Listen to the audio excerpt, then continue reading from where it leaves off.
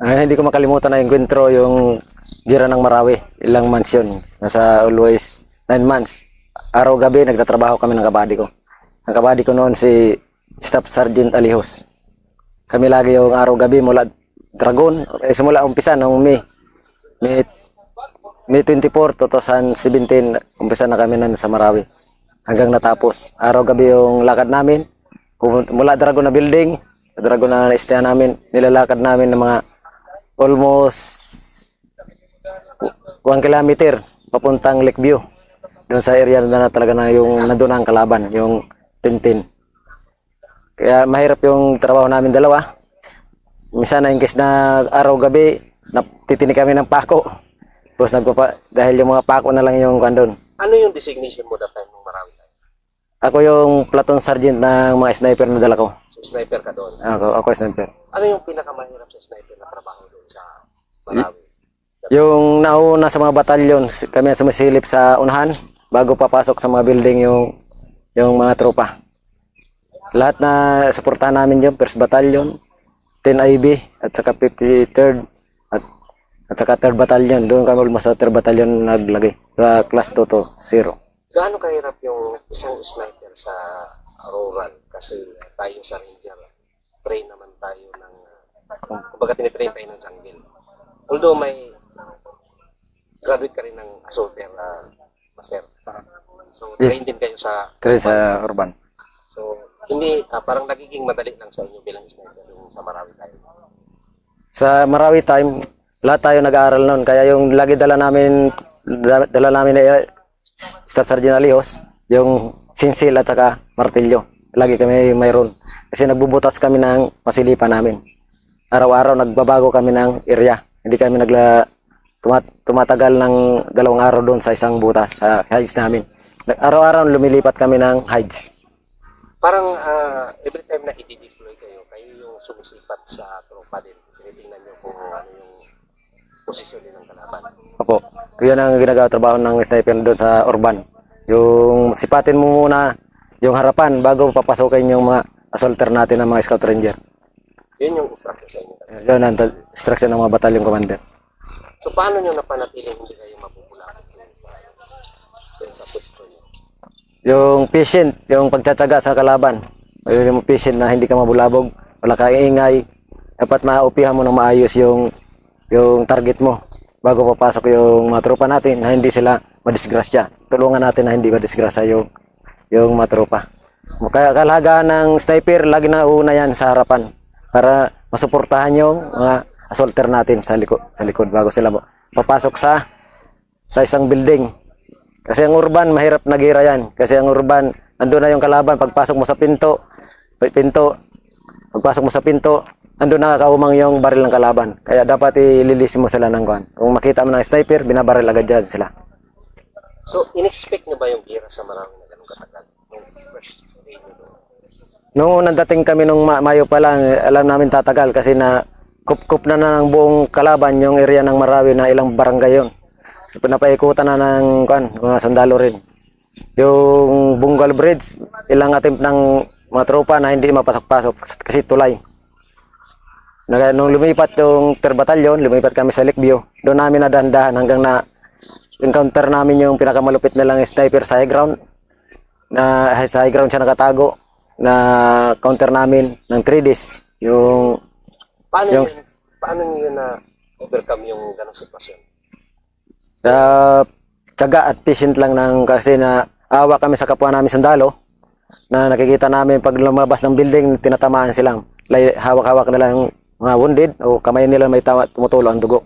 Kaya tinatyagaan namin mga sniper na magampanan namin yung tungkulin namin. Bilang isang sniper, ano yung kailangan na dapat gawin nyo para hindi kayo kumbaga, ano yung kinakatakutan nyo as a sniper nung deploy kayo na sniper sa Marawi? Yung ma-burnout kami sa hide namin, yung ma-counter kami ng kalaban namin na sniper. Yun ang kinakatakutan namin. Kaya ang butas namin maliliit pa sa pasok lang yung bala sa butas. Butas na pakaliit na. Ulit lang na matapasok lang yung scope at saka bala na bubutasan namin kasing laki lang ng 10 pesos na 20 pesos na bilog ngayon. Yun na yun, makasilip na kami dyan. So hindi talaga kailangan i-expose yung katawan doon. Kasi marami rin magkalaban na magagaling rin, lalo na sa urban. Kasi ang gira sa urban, hindi namang long range. Malapitan lang. 100 meters, kaya papasukan ng mga kalaban rin yan. Kaya marami na, minsan na tropa natin na sumisilip sa butas. Ganoon rin ang kalaban. Sumisilip sila sa butas, kinakounter namin kayo butas, pinuputukan rin namin. Marami rin nadadali kanila sa mga butas na yan. May pagkakataon ba, Master, na nag-enkwentro kayo versus sniper na kalaban? Meron kasi pinapasyutan rin kami. Kaya di kami tumatagal ng sa isang araw na burnout na yung loophole. Kinabukasan, mag-iba ka naman ng loophole.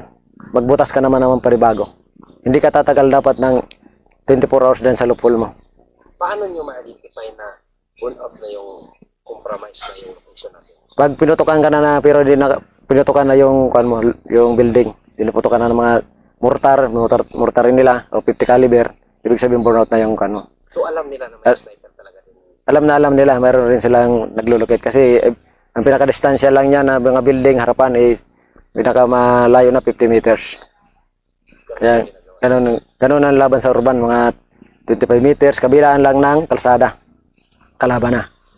Hindi pa kayo takot tong time na yun, Master, na yun nga, sniper kayo. So, napakabigat ng mga dala nyo. Kung kailangan nyo talagang mag-maintain yung location nyo na hindi kayo maano doon.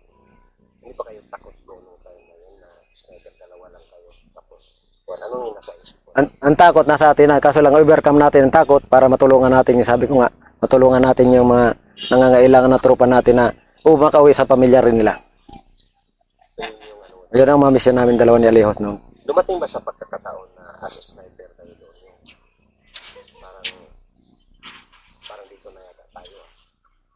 Kung magaling ka kuan ng loophole mo, magtago, wag di mo maisip yan. Kasi pagalingan doon, urban yan, marami ka makubiran. Kaya dapat ang butas mo talaga, sabi ko nga, 20 lang yung piso natin ngayon, yung coins na 20, ganun lang yung mga 3 inches diameter lang, yung butas mo. Hindi ka dapat maglaki ng butas. Kung maglaki ka ng butas, lalo kung maabot ng mga 12 inches, yari ka na dyan.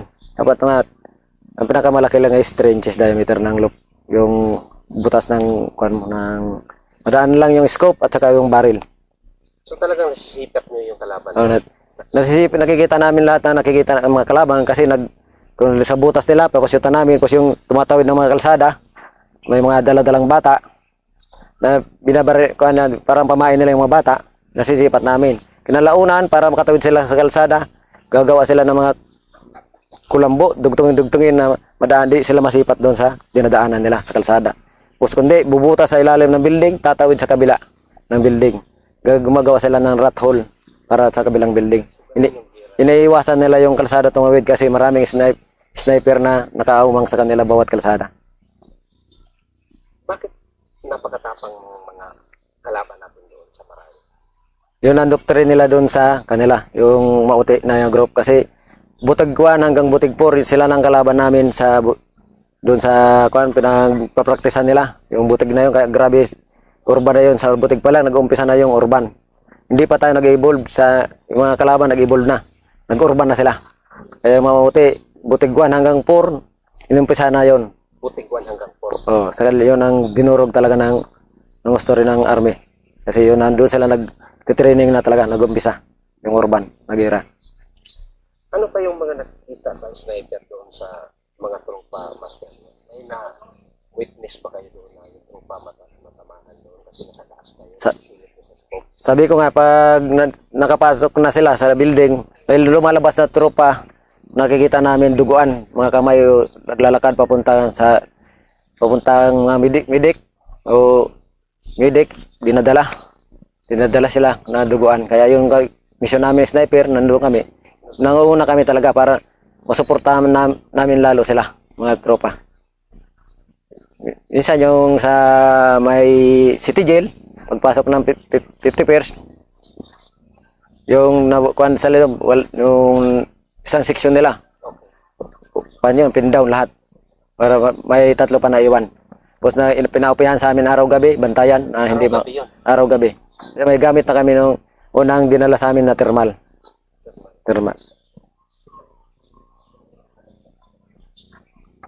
Doon sa Marawi, Master, no? nagpatapos na ang Marawi, ano yung pakiramdam na isa ka na nagtapos sa Marawi, sa Patulog Marawi, historical pangyayari? Proud ka ba sa sarili mo?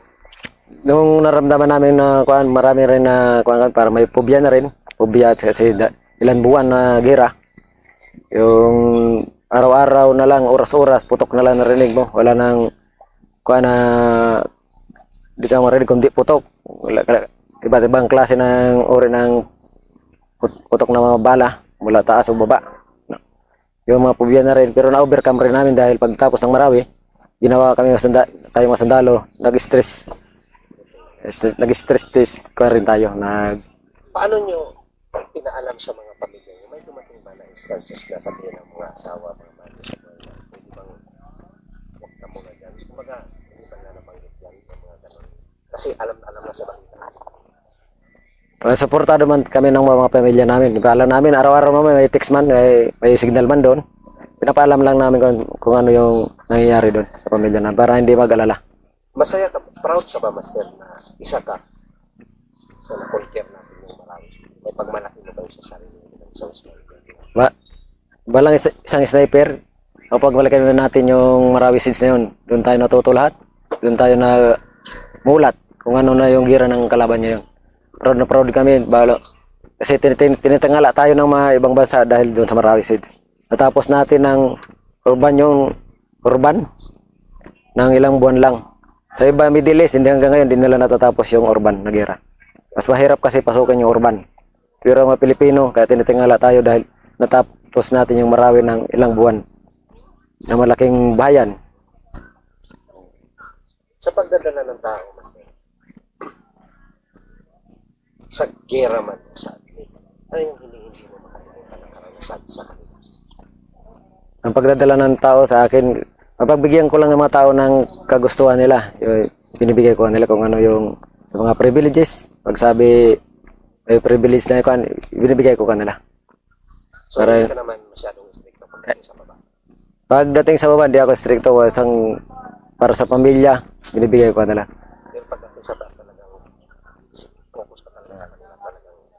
Pag sa operasyon na talaga sa bundok, sabi ko sa mga bata ko nga, kung ano nung mission natin yung gawin muna. Pag nasa baba, doon na mag-relax. Kasi buhay natin yun sa naman, diba? Ano yung accomplishment sa unit mo na hindi mo makalimutan? Sa kabuuan na. Kabuuan na. Hindi mo makalimutan na accomplishment na masakali na ambag mo sa akin.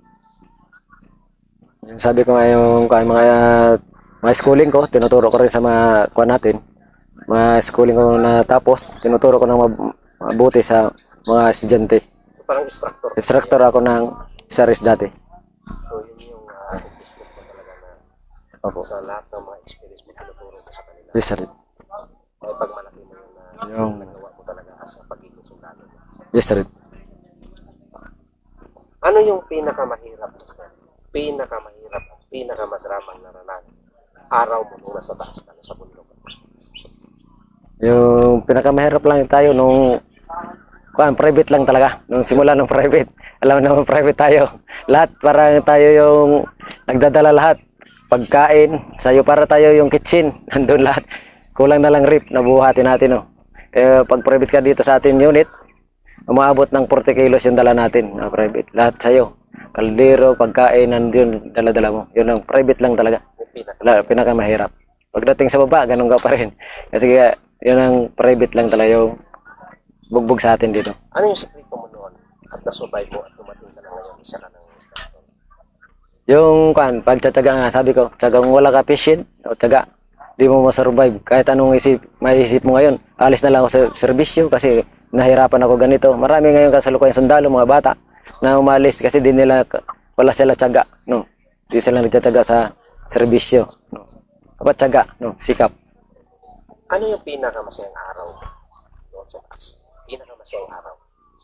Ang pinakamasayang araw, pag pa-exit na tayo, yung pa-exit na tayo sa operasyon, masaya na, alam na makainom naman tayo ng coke, soft drinks.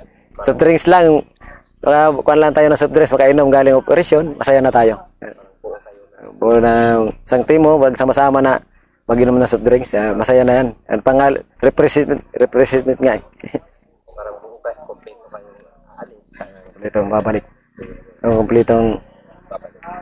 Ano naman yung pinakamalungkot na naranasan na araw mo doon sa taas? sabi ko nga sa kung wag na may na kung kayo na sasabihin kasamahan, doon yung pinakamalungkot. Yung parang maiyak ka rin, no? Gaano Kung- masakit ang kapwa sundalo mo na lalo pa kasama mo sa sakwa?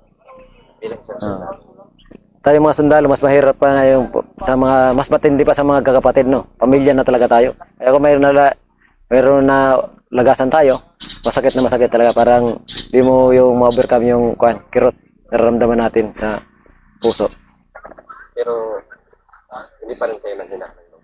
Hindi pa rin kasi sundalo tayo. Nandun yung mission natin na protect the people nga. Secure the land. Yun lang yung natin. Mission. Sa training, Master, ano yung hindi mo makalimutan? Nakaranasan mo na training. Hindi ko makakalimutan talaga yun sa regular course natin Ranger, no? Landon lahat nga. Sabi nga nila, dugot pawis. Marami nga yung pawis mo, gadram. Magkuhan ka ng gadram na pawis. Yung malalabas mo sa katawan mo. At saka patient, no? Ano, pinuutos ng aray. Lublob ka doon. Kung ano, para mga instructor nga ano, yung pinakamayaman daw na tao. Kasi ang laruan nila, tao. Hindi yung mga iba, mayamang kotse. Pero yung instructor, tao ang laruan nila, no? Yung utusan tayo, ang sa Ranger tayo, lublob doon, no? Takbo tayo kasi inuutusan tayo kung anong mga parusa sa atin. Yung, kasi naparusaman tayo, kasalanan rin may pagkakamali rin tayo. Nababayulit natin yung black book. Na, kaya mayroon rin yung punishment doon. Yung Scout Ranger class yung pinakamahirap na training na naranasan ko. So ano yung naranasan mo rin sa kanila sa Kamalasan o ano, nahuli ka bang nag-SOP ng maneuver noon? Nahuli naman. Noong nag-ranger ako, nahuli rin ako nag-SOP na maneuver, pero padi lang, poslublob. Tinamo ko. Yan lang. Sakit. Pero galing lang sa likod ng, di lang ako maneuver na maayos. Nahuli pa rin ako. Bakit ka nahuli noon? Pag nagsalubong kami, maneuver ko rin, nandun rin pala yung RI. So yun lang talaga noon. Sa pagsiservisyo sa bayan, ilang isang sundalo ka naman. Kung may mensahe ka sa mga kabataang Pilipino, ano yung message mo sa kanila? Sa mga nag-aaral ngayon? Sa akin ngayon, pag sa mga kabataan, para sa mga kabataan, mag-aral sila mabuti. Mag-aral sila mabuti para may karin silang susunod na henerasyon. Pagmalik ka rin. Pag-aaral lang kasi ang puhunan ng bataan. Sa mga gustong magsundalo naman, ano yung papatos mo sa kanila na nagbabalak magsuot ng kasapunan? Para sa akin, sa gusto magbalak ng mga sundalo, pumasok lang kayo dito sa Philippine Army. Masaya ka dito maganda. Marami kayong matutunan, lahat libre. Pagka natin libre yung pag-schooling, matuto ka ng marami. Lahat sa dito ay, kaso lang, bawat na schooling mo, ituro mo rin sa mga kasamahan mo. Ano kailangan nilang i-kondisyon mo na i-prepare magandaan? Ang una, yung sa Ranger, may tinatawag tayong stamina. Stamina talaga yung kan. At saka spirit. Stamina, spirit. Spirit talaga yung pinakamalakas. Kahit yung skill mo, dito ka na lang matututo sa pagkasundalo mo mga skill. Matututo na lang ang skill dito. Pero yung kan talaga, yung spirit, pag mawala sa'yo yung spirit, talagang mag-negative ka. So may dagdag ka pa doon? Wala na ako madagdag, yun lang.